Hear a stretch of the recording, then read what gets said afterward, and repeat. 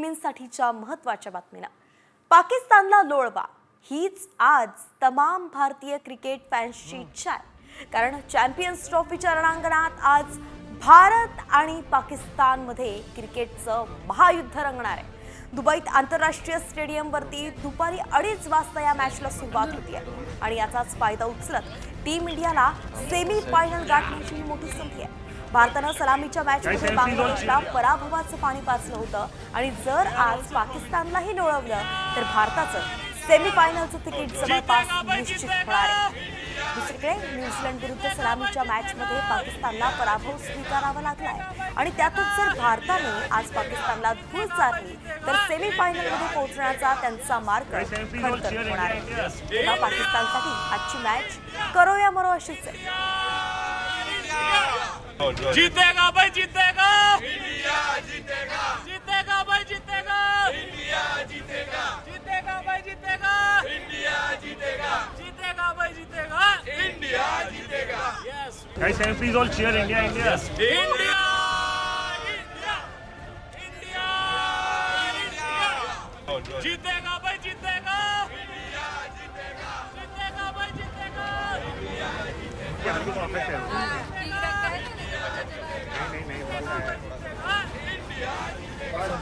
थोड़ा सा आगे विराट कोहली ने वापसी करें और बड़ी से बड़ी पारी पाकिस्तान के खिलाफ देखिए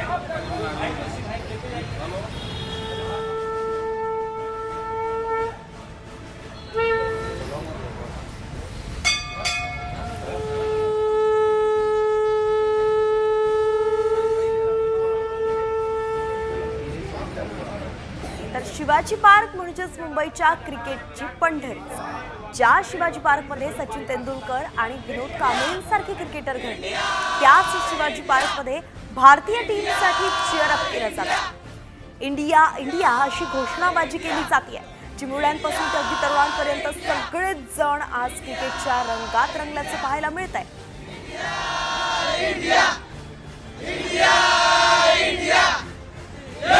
मुंबईतल्या याच सगळ्या क्रिकेट फॅन्सशी बातचीत केली आमचे प्रतिनिधी गिरीश कांबळे यांनी। पाहूया। चॅम्पियन्स ट्रॉफीचा आजचा महत्त्वाचा असा हा हाय व्होल्टेज सामना दुबईमध्ये रंगणार आहे। भारत आणि पाकिस्तान विरुद्धचा हा सामना असणार आहे। सर्वांचं लक्ष या सामन्याकडे आहे। आपल्यासोबत काही क्रिकेटर्स आहेत, चाहते आहेत भारतीय संघाचे। त्यांचं काय नेमकं म्हणणं आहे ते आपण जाणून घेणार आहोत। काय वाटतंय आज भारत पाकिस्तानचा अत्यंत महत्त्वाचा असा हाय व्होल्टेज सामना आहे, काय वाटतंय कोण जिंकणार?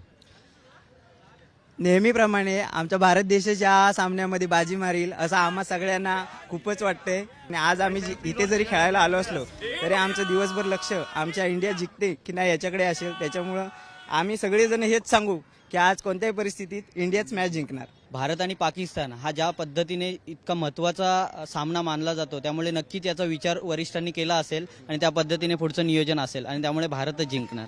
शाहिद आफ्रिदी आहेच, त्याचबरोबर त्या आपल्याकडे पण के.एल. राहुल आहे। के.एल. राहुल पण आपल्याला चांगले स्कोर आणू शकतो। त्याचबरोबर आपल्याकडे हिटर बॅट्समनमध्ये हार्दिक पांड्या आहे। पांड्या तर लाजवाब आहे। सर्व देशाचं खरं तर संपूर्ण जगाचं लक्ष या सामन्याकडे असणार आहे। व्हिडिओ जर्नलिस्ट अनुप कुलकर्णीसह गिरीश कांबळे, साम टीव्ही, मुंबई। तर एकंदरीतच पाहिलं तर क्रिकेट फॅन्ससाठी आज आहे सुपर संडे। कारण क्रिकेटच्या मैदानात दोन पारंपरिक प्रतिस्पर्धी भिडणार आहेत। ही मॅच पाहण्यासाठी प्रत्येकाची उत्सुकता अगदी शिगेला ताणली गेली आहे। भारतीय क्रिकेट फॅन्स टीम इंडियाला चीअर अप करताना दिसत आहेत, आपल्या टीम इंडियाच्या विजयासाठी प्रार्थना करतानाही दिसत आहेत।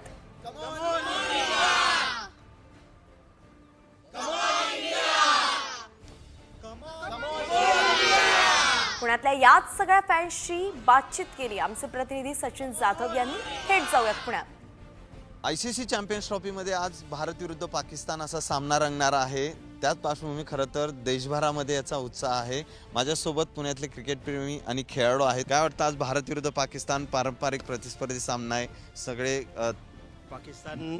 पाकिस्तान हा भारताचा कट्टर विरोधी आहे आणि 100% आम्हाला गॅरंटी आहे की आजची मॅच इंडिया 100% जिंकणार आहे। मॅच टफच होणार कारण की रायव्हलरी खूप मोठी आहे, तरी पण मॅच इंडिया जिंकणार आहे असं वाटतं। आज रोहित मारणार 100, पहिले त्यांनी मारलेले आहे 100 पाकिस्तानच्या विरुद्ध, आज पण मारणार आहेत।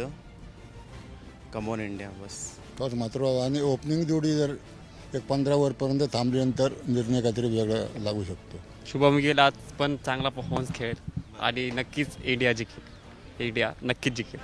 रोहित शर्मा सेंचुरी मारेल. विराट कोहली पण चांगल्या फॉर्ममध्ये खेळेल कारण तो म्हणजे पाकिस्तान विरुद्ध चांगला खेळतो. आज इंडिया पाकिस्तान मॅच आहे.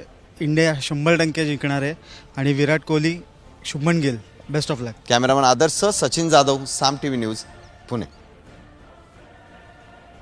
पुण्यातल्या फॅन्सची उत्सुकता तर आपण पाहिली. यानंतर आपण थेट जातोय नागपूरमध्ये सुद्धा अनेक असेच क्रिकेट फॅन्स जमले आहेत. हातात झेंडे घेऊन ते चीअर अप करतायत आपल्या भारतीय संघासाठी.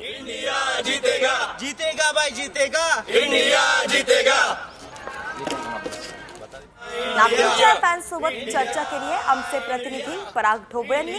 पाहूया ते काय म्हणतात.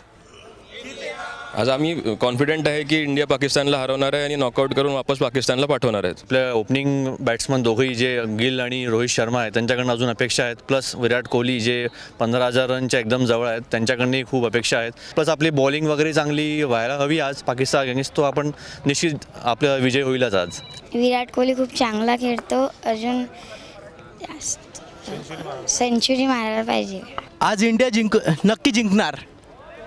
पाकिस्तानचा पराभव करेलच. मला आज असं वाटतं की विराट कोहली आणि रोहित शर्मा यांची पारी चांगल्याने खेळण्यात आली पाहिजे आणि आपला इंडिया चांगल्याने जितायला पाहिजे आणि नागपुरात सगळ्यात जास्त जल्लोष झाला पाहिजे. तर भारतासोबतच्या मॅच आधी पाकिस्तान टीमला अखेरचा इशारा मिळालेला आहे. पाकिस्तानला माजी वेगवान गोलंदाज शोएब अख्तरनंच हा इशारा दिलाय. विराट कोहलीची बॅट चालली तर ते पाकिस्तानसाठी एक दुःस्वप्न असेल असा इशारा अख्तरनं दिलाय. तर शमीची भेदक बॉलिंग पाकिस्तानी बॅट्समनसाठी धोकादायक ठरू शकते असंही अख्तरच म्हणालाय.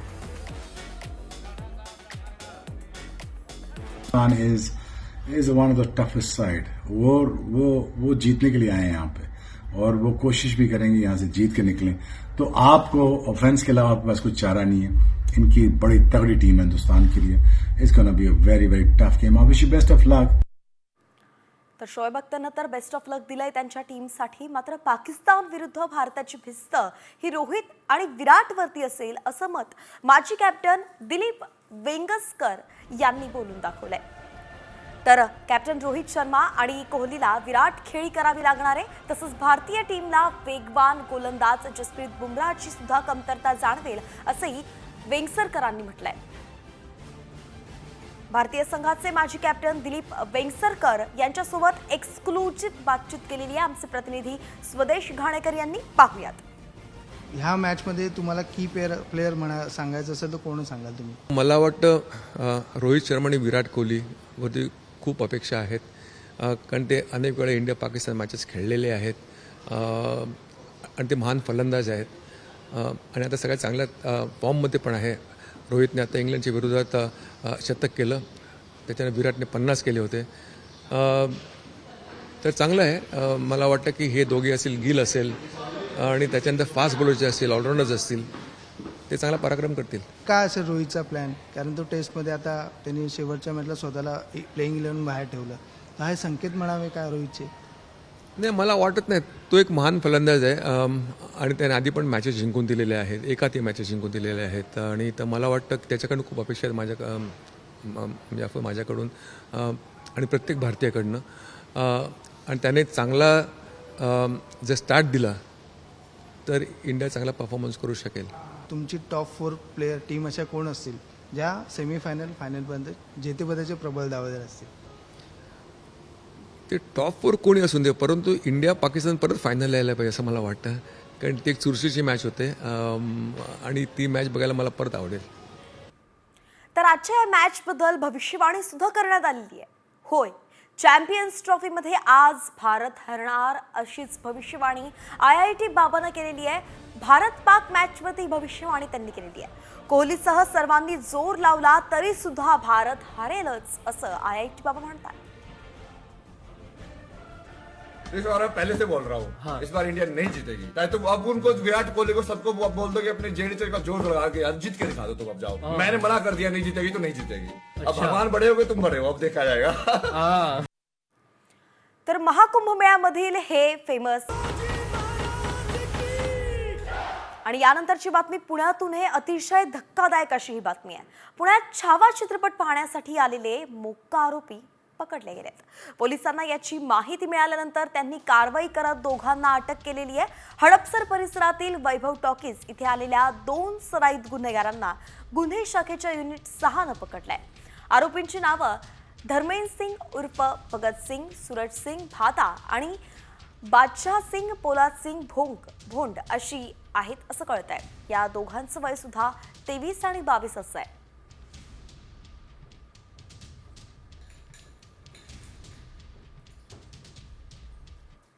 यानंतरची बातमी आहे राजकीय गोटातून. उपमुख्यमंत्री एकनाथ शिंदे प्रयागराजच्या महाकुंभमेळ्यात शाही स्नान करणार आहेत. एकनाथ शिंदे आज दिल्लीतल्या मराठी साहित्य संमेलनात सहभागी होत आहेत आणि त्यानंतर ते थेट प्रयागराजसाठी रवाना होते. प्रयागराजमधल्या संगमावरती एकनाथ शिंदे स्नान करणार आहेत आणि ते देखील महाकुंभमेळ्यात सहभाग घेणार आहेत.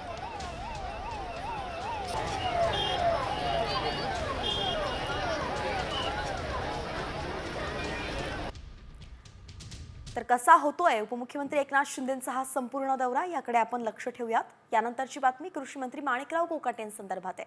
तर कृषी मंत्री माणिकराव कोकाटेंचा राजीनामा घेण्याची मागणी आता जितेंद्र आव्हाड यांनी केलेली आहे. त्या संदर्भात त्यांनी विधानसभा अध्यक्ष राहुल नार्वेकरांना पत्र सुद्धा दिलेलं आहे. बनावट दस्तावेज देऊन सदनिका लाटल्याच्या प्रकरणात कोकाटेंना 2 वर्षांचा कारावास आणि 50,000 रुपयांचा दंड अशी शिक्षा सुनावण्यात आली होती. त्यानंतर त्यांच्या राजीनाम्याची आता मागणी जोर धरू लागलेली आहे आणि आता थेट जितेंद्र आव्हाड यांनी एक पत्रच नार्वेकरांकडे दिलंय.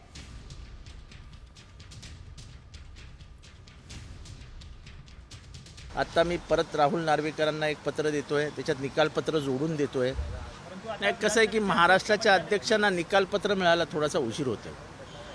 त्याचं कारण समजत नाही मला.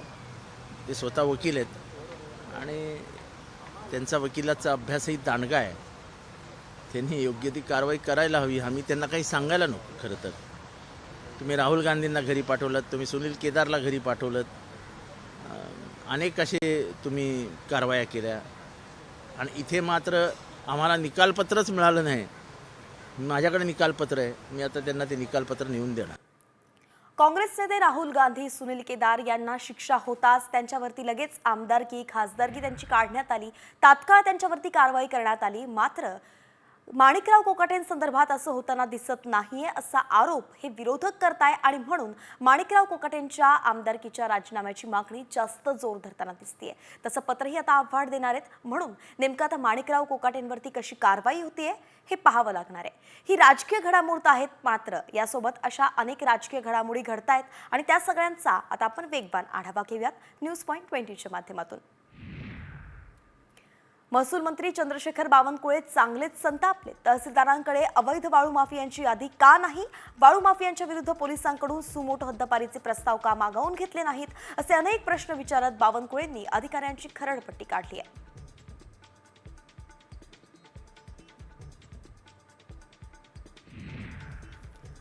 एकनाथ शिंदेंना अटकेची भीती असल्यामुळेच ते कधीही सीमा भागात गेले नाहीत असं म्हणत ठाकरे गटाचे खासदार संजय राऊतांनी एकनाथ शिंदेंना टोला लगावलाय. तर सीमा प्रश्नाच्या आंदोलनामध्ये एकनाथ शिंदेंचं नाव कधीही दिसलं नाही असा दावा राऊतांनीच केलाय.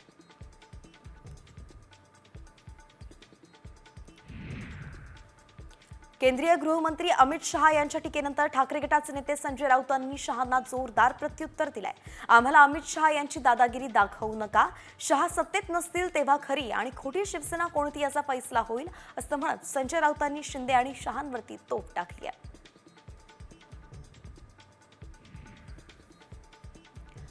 तर कर्नाटकात महाराष्ट्राच्या एसटीवरती हल्ला करण्यात आला होता आणि त्यानंतर महाराष्ट्रातून कर्नाटकात जाणारी एसटी सेवा बंद करण्यात आली आहे. त्यामुळे कर्नाटकात जाणाऱ्या प्रवाशांचे हाल होताना दिसत आहेत. तसंच सीमा भागात जाणाऱ्या बससाठीही मोठी गर्दी होताना दिसतेय.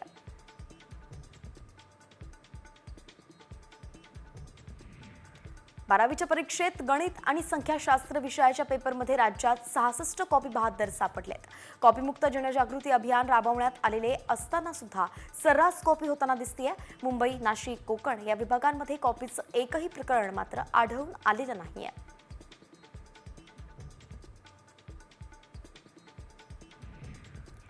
यवतमाळमध्ये आदर्श महाविद्यालयामध्ये मराठीचा पेपर केंद्र संचालकांना व्हायरल केला. चौकशी दरम्यान 16 केलेली प्रश्नपत्रिका आढळून आली आणि त्यानंतर त्याचा मोबाईलही ताब्यात घेण्यात आला. रात्री महागाव पोलिसांकडून आरोपीला अटक करण्यात आली आहे.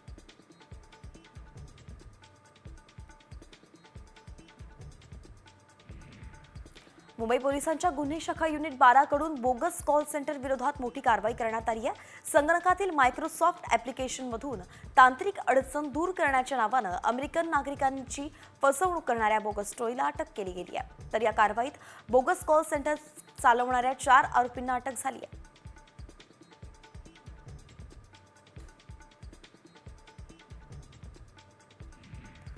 पुण्यातील वडगाव शेरीमध्ये टोळक्यानं मध्यरात्री वाहनांची तोडफोड करत दहशत माजवण्याची घटना घडवली आहे. ग्रामदेवीची यात्रा सुरू असताना हा सगळा प्रकार घडलाय. दरम्यान टोळक्यानं शिवीगाळ करत 2 रिक्षा आणि 10 ते 12 दुचाकींची तोडफोडही केली.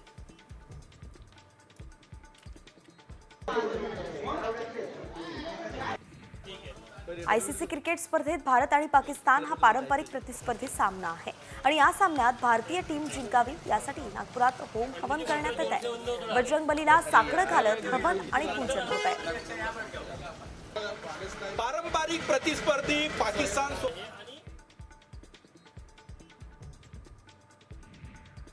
दैनंदिन सकाळच्या वतीनं कोल्हापूर शहरातील विविध सामाजिक संघटना, सर्व शासकीय संस्था यांना बरोबर घेऊन हेरिटेज वास्तूंची स्वच्छता मोहीम घेतली आणि या मोहिमेत जवळपास 1200हून अधिक लोकांनी सहभाग घेतला. पालकमंत्री प्रकाश आंबेडकर सुद्धा या मोहिमेत सहभागी झाले होते.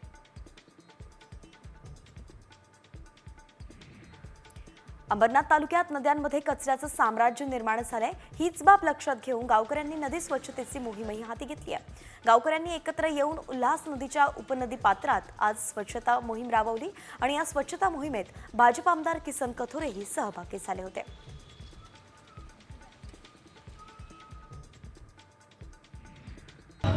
आसामचे मुख्यमंत्री हिमंत बिस्वा शर्मा यांनी गुवाहाटीतील सरुसजाई स्टेडियममध्ये तयारीची पाहणी केली आहे. त्यावेळी त्यांनी नृत्यातही सहभाग घेतला. पंतप्रधान नरेंद्र मोदी 24 फेब्रुवारीला झुमोईर बिनंदिनी या कार्यक्रमाला उपस्थित राहणार आहेत आणि यावेळी चहाच्या बागेतील 8600 कलाकार झुमोईर सादर करणार आहेत.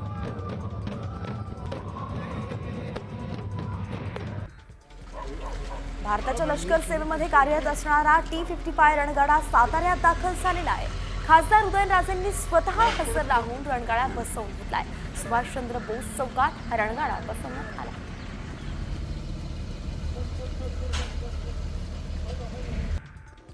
सकाळच्या वतीनं आज कोल्हापुरामध्ये हेरिटेज वास्तूंची स्वच्छता मोहीम घेतली गेली आणि या मोहिमेमध्ये जवळपास 1200हून अधिक लोकांनी सहभाग घेतला होता. पालकमंत्री प्रकाश आंबेडकर हे स्वतः या मोहिमेमध्ये सहभागी झाले होते.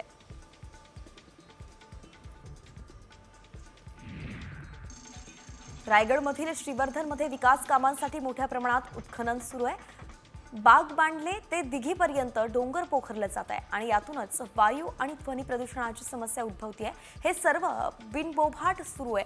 प्रशासन याबाबत कोणतीच कारवाई करत नाहीये असंच आता चित्र आहे.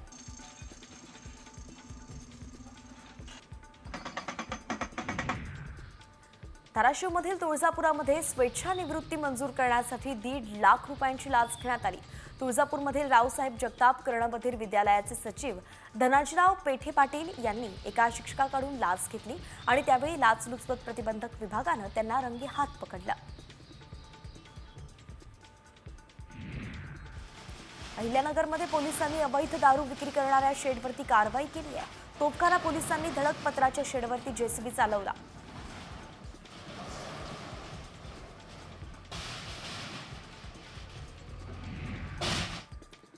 यानंतर बातमी आहे तुमची धडकी भरवणारी, कारण चीनमध्ये कोरोनासारखाच एक नवा विषाणू आढळलेला आहे. या विषाणूचं नेमकं नाव काय आणि या विषाणूची वैशिष्ट्य काय, तो नेमकं कसा पसरतो, अशी सगळी इत्तमभूत माहिती जाणून घेऊयात साम टीव्हीच्या या स्पेशल रिपोर्टमध्ये.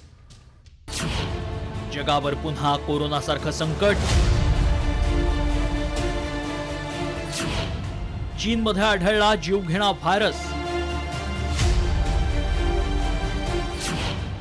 चीनच्या व्हायरसनं जग चिंतेत. कोरोनामुळे जगभर मृत्यूचं तांडव घडवणाऱ्या चीनच्या वुहान लॅबमध्ये आता कोरोनासारखाच घातक नवा विषाणू आढळलाय. हा विषाणू चीन बाहेर पसरल्यास संपूर्ण जग पुन्हा एकदा थांबण्याची शक्यता वर्तवली जाते आणि त्यामुळे सर्व देशाचं टेन्शन वाढलंय. मात्र चीनच्या वुहान लॅबमध्ये आढळलेला आणि जगाचं टेन्शन वाढवणाऱ्या विषाणूची वैशिष्ट्य काय आहेत पाहूया. HKU5 हा नवीन प्रकारचा कोरोना व्हायरस. हाँगकाँगमधल्या जपानी वटवाघळांमध्ये हा विषाणू प्रथम आढळला. कोविड-19ला कारणीभूत ठरणारा HKU5 हा विषाणू जनावरांमधून माणसांमध्ये या विषाणूचा संसर्ग होतो. SCE2 रिसेप्टरशी संबंधित हा विषाणू माणसांमध्ये पसरण्याचा धोका आहे.